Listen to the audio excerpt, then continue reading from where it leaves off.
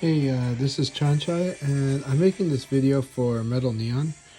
They were curious about the Shinsun 2D lever from Crown, and so right now this is the lever, and but I'm using a different ball top. I'm using the Senjo ball top, which its characteristics is that it's very light, so that's going to change how it performs. And but generally, because of how light it is, the snapback, as long as the snapback's not too heavy, it, you would worry about some deflection, but actually there's not much deflection and actuation. So first I'm going to show the range of motion on this thing. Now it's hard to get a visual, it's hard to get a sense until you actually put it in your hands, because if you just play with the lever, you might think it's more of like a short throw, but it's actually a medium throw, and you don't really feel it until you play it. But first, let's get a sense of how big the neutral is. So you can kind of hear until you hear those clicks, right? The neutral zone is a pretty decent size here, but it's not that big. If we go across, see, like here, there's a lot more. After the actuation, there's a lot more travel to the collar. So in the case of the Shinsun lever, it's using both a collar, a short collar, but also a gate. It uses both.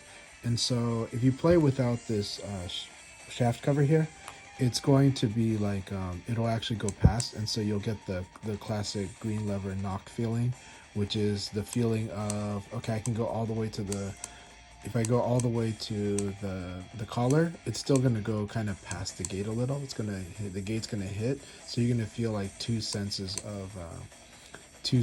of contact before you go to full. Now that's a signature of the green lever, but here you don't have that because we're using the shaft cover. So the gate and the collar are they're pretty close to each other.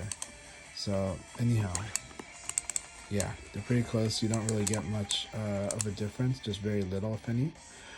So, anyways, it's a medium throw. It's a little. I mean, I want to say it's a medium short throw, but I found that that's not really the case when you actually play it. It's closer to a medium, just a little more than a medium short, but it is definitely a larger throw than what Japanese people that use Japanese levers are used to.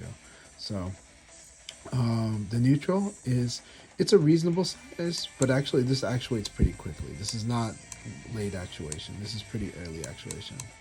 So you can kind of hear it as I travel through there. And normally when I play, it's just like this.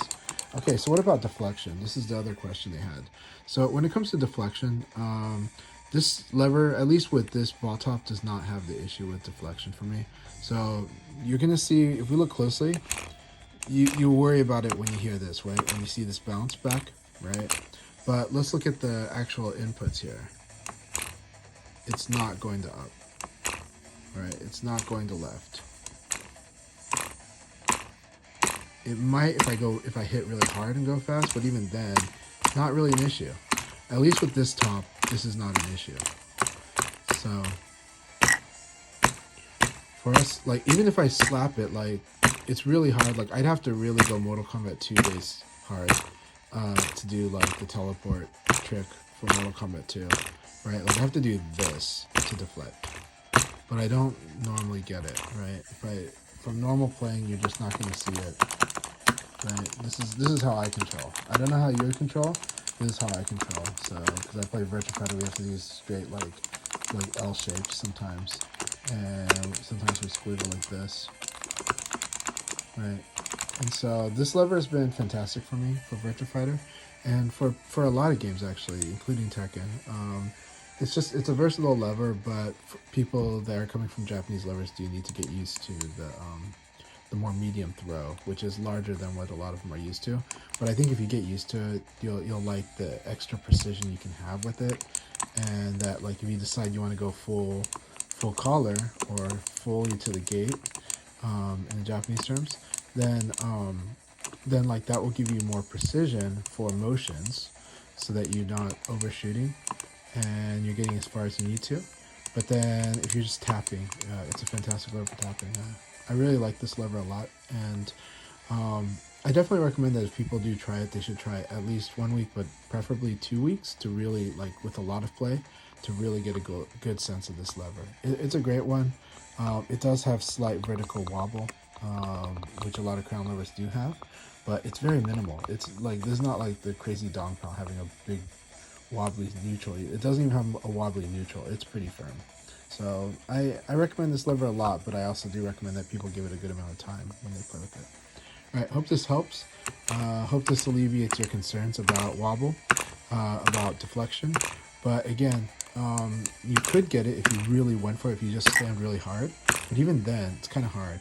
It's more of a technique thing, where I'd have to use my experience from playing Mortal Kombat 2 in the arcades 30 years ago.